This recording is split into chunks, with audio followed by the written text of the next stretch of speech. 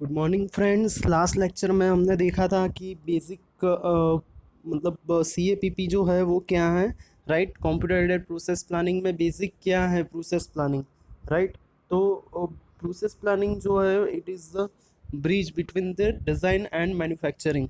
Okay, मतलब CAPP जो है वो क्या है, एक ब्रिज है किसके बीच में, डिज़ाइन एंड मैन्युफैक्चरिंग प्रोसेस के बीच में। ओके, ये देखो ग्रुप टेक्नोलॉजी एंड CAPP का लास्ट लेक्चर है। ऑलमोस्ट आज के लेक्चर में सब कुछ कंप्लीट हो जाएगा, तो ये हमारा थर्ड चैप्टर जो है वो भी कंप्लीट हो जाएगा।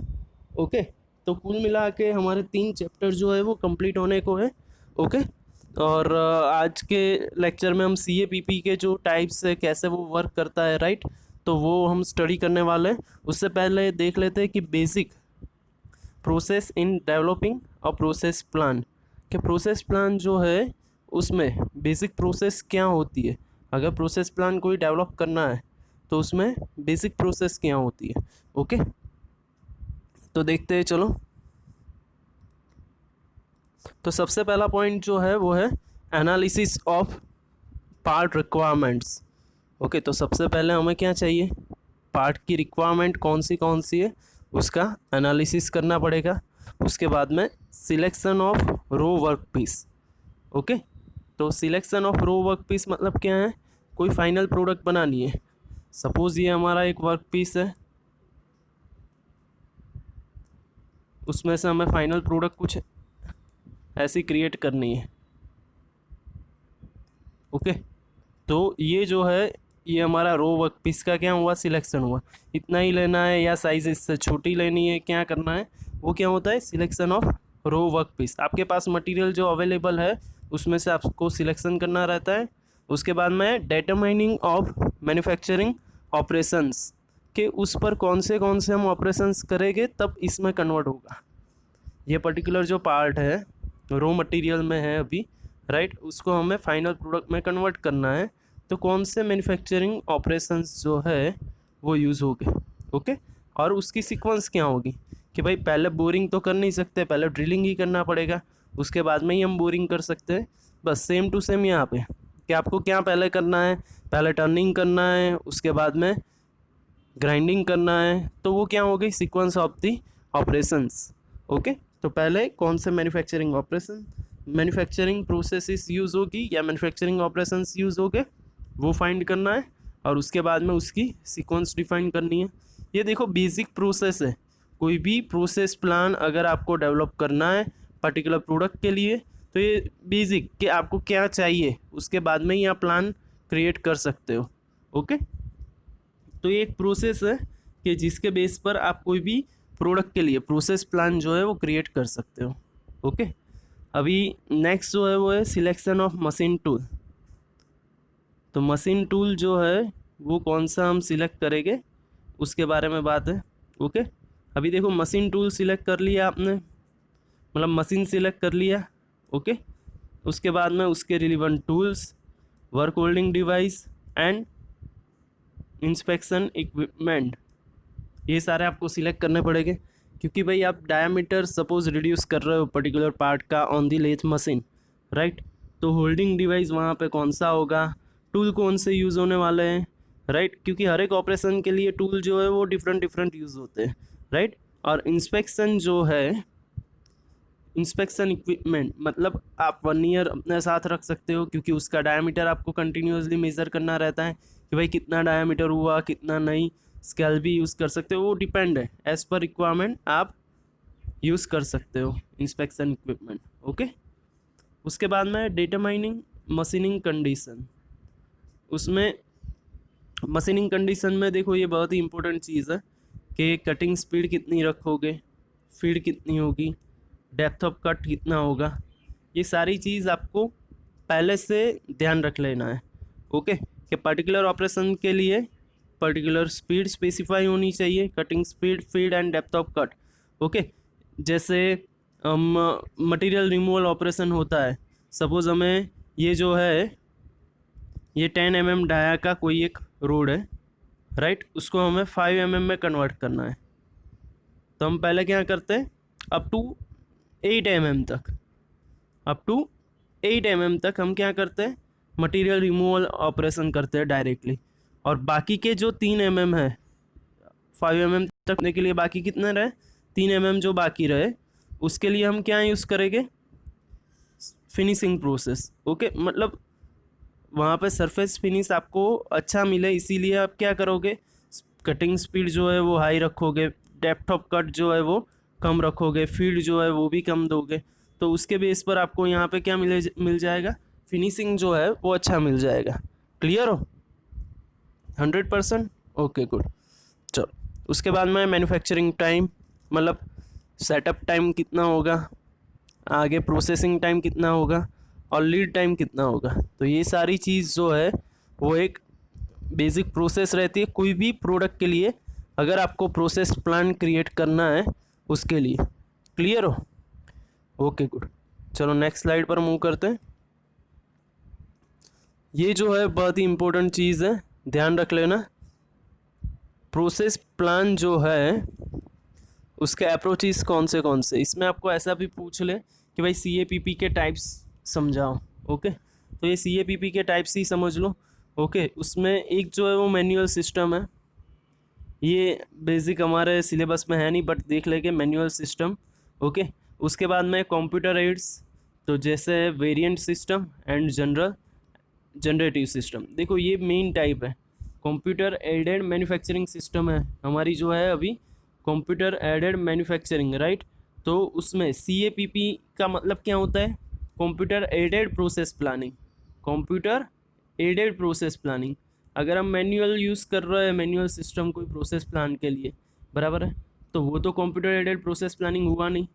मतलब CAPP के सिलेबस में मैनुअल सिस्टम तो इंक्लूडेड है ही नहीं, तो CAPP में क्या आ जाएगा, तो कंप्यूटर एड्स का हम यूज़ करके क्या कर रहे हैं, वेरिएंट सिस्टम, और देखो इसका दूसरा भी नाम है रिट्राइवल सिस्टम, वेरिएंट और रिट्राइवल सिस्टम, बराबर है। और ये जो है उसका नाम है जनरेटिव सिस्टम, बराबर है। तो ये दो मेन टाइप है, उसमें मोस्ट टाइम भी वेरिएंट सिस्टम है, वो आपको पूछ लेते हैं एग्जाम में कि CAPP की वेरिएंट सिस्टम समझाओ, या तो डायरेक्टली CAPP और उसके टाइप समझाओ। ओके, तो ये जो है वो बहुत ही इंपॉर्टेंट चीज़ है। तो नेक्स्ट स्लाइड में हम देखते हैं क्या है। तो मैनुअल सिस्टम जो है वो हम स्किप करेंगे, उसको नहीं देखना है। कंप्यूटर एड्स मतलब क्या है, कंप्यूटर का यूज़ करो और उसके बेस पर आप कैम और कैड जो है उसको इंटीग्रेट करो, राइट। तो बेसिक वही चीज़ है ना। वेरिएंट रिट्राइवल, देखो मैंने बोला था इसका दूसरा नाम क्या है, retrieval system. Okay, retrieval system for the CAPP। Clear हो? ओके, तो नाम याद रख लेना, दो टाइप है, रिट्राइवल एंड जनरेटिव टाइप। देखो नाम से ही पता चल जाता है कि क्या प्रोसेस होगी, रिट्राइवल प्रोसेस क्या होगी, नाम से पता चल जाता है। ओके, तो बेसिक ये जो है variant retrieval CAPP methodology. Okay, उसमें रिट्राइवल क्या होता है, रिट्राइवल मतलब मैंने बोला था FMS में भी आ गया है। रिट्राइवल का मतलब क्या होता है, रिट्राइव करना, रिट्राइव मतलब रिकॉल करना, रिकॉल करना मतलब एक जो चीज़ आपके पास ऑलरेडी सेव है उसका आपको क्या करना है, यूज़ करना है, जो अभी नई प्रोडक्ट है उसको क्रिएट करने के लिए। मतलब पहले आपने कोई पुरानी प्रोडक्ट जो है वो मैन्युफैक्चर की हुई है, उसके डेटा जो है वो आपके पास ऑलरेडी अवेलेबल है, और उसको आप क्या कर रहे हो, रिकॉल कर रहे हो पर्टिकुलर नई चीज़ क्रिएट करने के लिए। ओके, तो वही चीज़ इसमें होने वाली है वेरिएंट रिट्राइवल CAPP में। Recall, identify and retrieve and existing plan for a similar part. हाँ भाई, पार्ट तो कैसा होना चाहिए, सिमिलर ही होना चाहिए ना।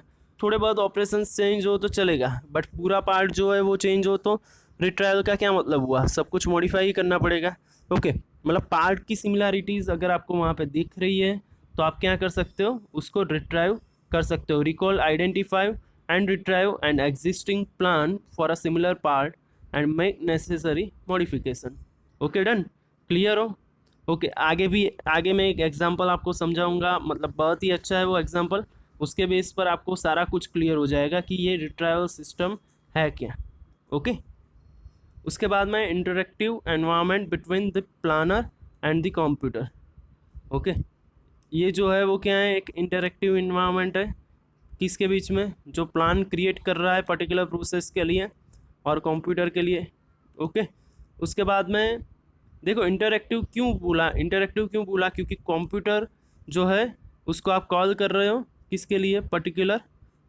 देखो ये जो हमारा सेशन है वो इंटरैक्टिव नहीं बोल सकते, क्लास में जो पढ़ा रहे थे वो इंटरैक्टिव बोल सकते थे, क्यों, क्योंकि वहाँ पे हमारा कम्युनिकेशन जो था वो कैसा था, मैं कुछ बोल रहा था, आप भी कुछ सामने क्वेश्चन कर रहे थे, उसका मैं आंसर दे रहा था, राइट। बट अभी जो है वो सेशन इंटरैक्टिव नहीं है, क्यों, क्योंकि आपके साइड से कोई कमेंट्स भी नहीं आ रही है, कोई डाउट्स भी नहीं आ रहे हैं। ओके, तो ये इंटरैक्टिव सेशन हम नहीं बोल सकते। ओके, ये जो है वो इंटरैक्टिव है, क्यों, क्योंकि प्लानर जो है कंप्यूटर को कॉल कर रहा है पर्टिकुलर पार्ट के लिए, कंप्यूटर जो है उसको आंसर दे रहा है पर्टिकुलर पार्ट के लिए, फिर प्लानर सोच रहा है और कुछ different functions, different operations add कर रहा है, तो वो कंप्यूटर क्या कर रहा है, सेव कर रहा है। So it is the interactive environment. Okay, clear हो, okay good. Process planning for a new part starts with coding. Okay, process planning अगर आप कोई न्यू पार्ट का कर रहे हो तो वो कहाँ से स्टार्ट हो रहा है, coding and classifying the part into the similar family. Okay, तो उसको सिमिलर फैमिली में हम पहले क्या करेंगे, क्लासीफाई करेंगे और उसका कोडिंग करेंगे। Requires and the establishment and maintaining of a database of a standard process plan that contain operations, tools, notes, etc. Okay, तो बेसिक कोई भी प्रोडक्ट आपको ऐसा लग रहा है कि फ्यूचर में जो है वो रिपीट होने ही वाली है या उसके जैसी कोई प्रोडक्ट रिपीट होने वाली है, थोड़ा बहुत माइनर चेंज है, तो उसके ऑपरेशंस से लेके टूल्स से लेके अलग अलग जो भी आपको डेटा चाहिए वो आप क्या कर सकते हो, स्टोर कर सकते हो। एंड एट लास्ट टाइम जैसे ही आपको कोई नई प्रोडक्ट मिल रही है मैन्युफैक्चरिंग के लिए, आपको लग रहा है कि वो सिमिलर है कोई दूसरे पार्ट से, तो आप क्या कर सकते हो, रिकॉल कर सकते हो और उसका एडिटिंग भी कर सकते हो। जैसे यहाँ पे देखो ये समझाया है आपको पर्टिकुलर प्रोडक्ट के लिए, जैसे मैंने बोला था कि एक एग्जांपल मैं आपको समझाऊंगा तो इसमें आपको इजीली क्लियर हो जाएगा।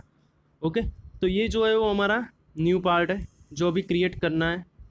ओके, ये आपका क्या है, न्यू पार्ट। अभी जो है कस्टमर ने आपके पास से ये रिक्वायरमेंट जो है वो रखी हुई है, तो ये पार्ट जो है वो आपको मैन्युफैक्चर करना है। ओके, तो अभी आपके पास जो है प्रोसेस प्लान में एक फ़ाइल पड़ी हुई है, कौन सी वाली, ये जो है पार्ट उसकी वाली। ओके, ये दोनों फाइल जो है वो आपके पास है, ऑलरेडी अवेलेबल है। इन दोनों के लिए आपके पास प्रोसेस प्लान, ऑपरेशन सब कुछ रेडी है। अभी ये जो चीज़ है वो आपको क्रिएट करनी है, बट आपके पास अवेलेबल क्या है, ये वाली चीज़, ये दोनों चीज़ आपके पास अवेलेबल है। क्लियर हो, ओके गुड। चलो नेक्स्ट स्लाइड पर मूव करते हैं। तो आप क्या करोगे, वो जो फर्स्ट फाइल थी स्लॉट वाली, ओके, उसमें से आप क्या करोगे, remove the slot operation to change operation change width. Okay, आप क्या करोगे, यहाँ से पहले तो स्लॉट निकाल लोगे, ये जो स्लॉट गिवन है वो निकाल लोगे। ओके, और क्या कर लोगे, सिर्फ विड्थ चेंज कर लोगे।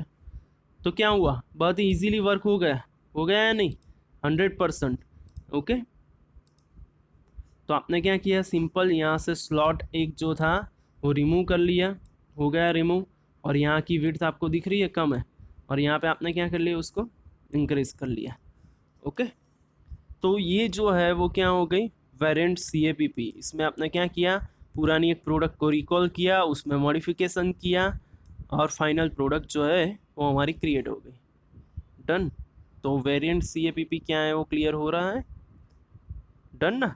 ओके, तो ऑलमोस्ट जो है वो इंडस्ट्री में वेरिएंट CAPP ही यूज़ होती है, क्योंकि अगर कोई बंदा जिसके पास एक्सपीरियंस है उसको पता चल जाएगा कि भाई पहले मैंने ये पार्ट क्रिएट किया था, उसके बाद में मैं ये कर रहा हूँ, तो इसके बेस पर मैं ये कर सकता हूँ।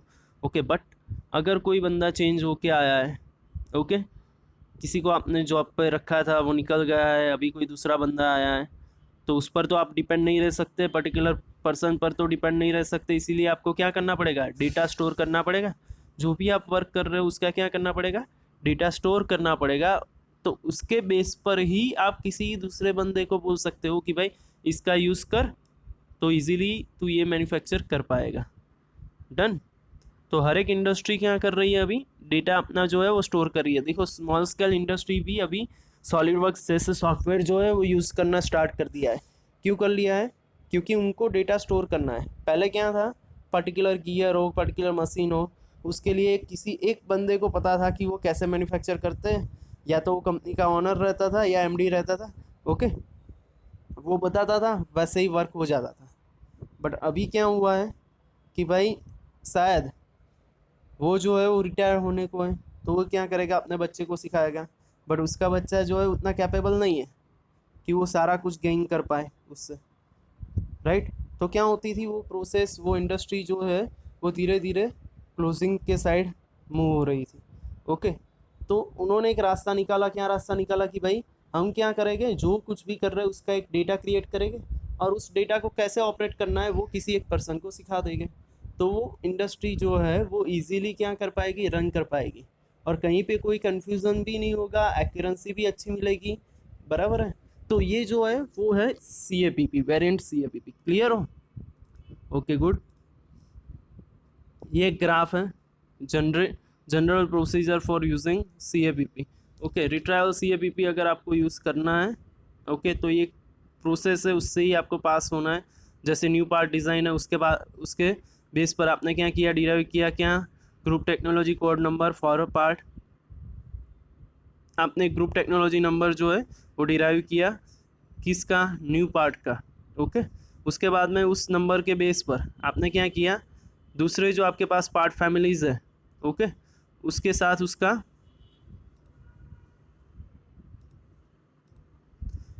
मैच किया।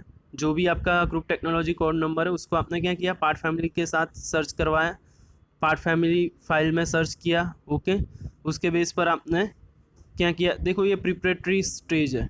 ओके, जो क्या कर रही है, प्रिपेयर कर रही है, क्या कर रही है, select coding system and form a part families. यहाँ पे क्या हो रहा है, कोडिंग सिस्टम जो है वो सिलेक्शन हो रहा है, और पार्ट फैमिली जो है वो भी सिलेक्ट हो रही है। उसके बाद में क्या है, prepare standard process plan for a part family. तो एक स्टैंडर्ड प्लान जो है वो पार्ट फैमिली के लिए सिलेक्ट हो गया है। उसके बाद में स्टैंडर्ड प्रोसेस प्लान जो है वो क्रिएट होगा। उसके बाद में retrieve standard process plan. Okay, तो यहाँ पे आपके पास प्रोसेस प्लान आ गया। आपने पहले यहाँ क्या किया, एक GT group technology code generate किया एज पर दी न्यू पार्ट रिक्वायरमेंट, उसको पार्ट फैमिली के साथ कंपेयर किया। कंप्यूटर ने यहाँ पे क्या किया, उसका कंपेरेटिव स्टेज जो है वो यहाँ पे डिफाइन हुआ, और फाइनल आपका जो प्रोसेस प्लान है वो डिफाइन होके यहाँ पे आपको मिल गया। अगर उसके बेस पर आपको कुछ यहाँ पे चेंज करना है तो आप क्या करोगे, एडिट दी एग्जिस्टिंग। ओके, जो भी प्लान आपको मिला है उसको आप क्या कर रहे हो, एडिट कर रहे हो। ओके, और उसको क्या कर रहे हो, फिर से स्टैंडर्ड प्रोसेस प्लान में ऐड कर रहे हो। तो वो क्या हो जाएगा, डेटा जो है वो एक स्टोर हो जाएगा आपके पास। ओके, प्रोसेस प्लान फॉर्मेटर अभी क्या हो गया, आपके पास एक नया प्लान आ गया है, उसको आपने फॉर्मेट में ले लिया। ओके, और उसके बाद में फाइनल प्लान जो है वो अप्लाई हो जाएगा। डन। तो क्लियर हो, बहुत ही इजी सिस्टम है। आप ऐसे टेबल देखोगे तो आपको ऐसा लगेगा कि भाई ये बहुत ही हार्ड है, बट मैंने जैसे समझाया ऐसा समझोगे कि भाई आपके पास एक पार्ट अवेलेबल है, उसका ग्रुप टेक्नोलॉजी कोड आपने जनरेट किया। वो जनरेट करने के बाद आपके पास जो भी पार्ट फैमिलीज थी उसके साथ आपने कंपेयर किया, तो वो जो कंपेरेटिव प्लान था वो आपको एक स्टैंडर्ड डेटा मिल गया। वो स्टैंडर्ड डेटा को आपने क्या किया, चेक किया कि उसमें कौन सा प्रोसेस प्लान है। अगर उसमें कुछ एडिटिंग करना है तो वो किया, और एडिटिंग करने के बाद फाइनल आपने प्लान क्रिएट कर लिया, और उसके बेस पर आपने रूट सीट क्रिएट कर ली। रूट सीट क्या होती है वो मैंने समझा दिया है बहुत ही लेक्चर में आगे। बराबर है, 2-3 लेक्चर में हमने रूट सीट के बारे में डिस्कस किया था, तो इस लेक्चर में नहीं करते। Okay, good. चलो नेक्स्ट स्लाइड पर मूव करते हैं। Variant C A P P के एडवांटेज क्या है, डिसएडवांटेज क्या है। तो देखो, एफिशिएंट है, स्टैंडर्डाइज प्रोसेस है। Okay, lower development and hardware cost, वो तो है ही। शॉर्टर डेवलपमेंट टाइम मेन जो है वो टाइम ही है, टाइम एंड एक्यूरेंसी जो एक्सपीरियंस से ही मिलती है, राइट। वो सारा कुछ इसमें मिल जाता है। उसके बाद में इनकन्सिस्टेंसी इन एडिटिंग, एडिट करना है तो थोड़ा बहुत आपको मतलब नॉलेज होना चाहिए, वो एक चाहिए। Okay, quality is depend on the knowledge and skill of planner. वही चीज़ हो गई कि भाई क्वालिटी किस पर डिपेंड हो जाएगी, जो प्लानिंग कर रहा है उस पर, उसके नॉलेज पर, उसकी स्किल पर, राइट।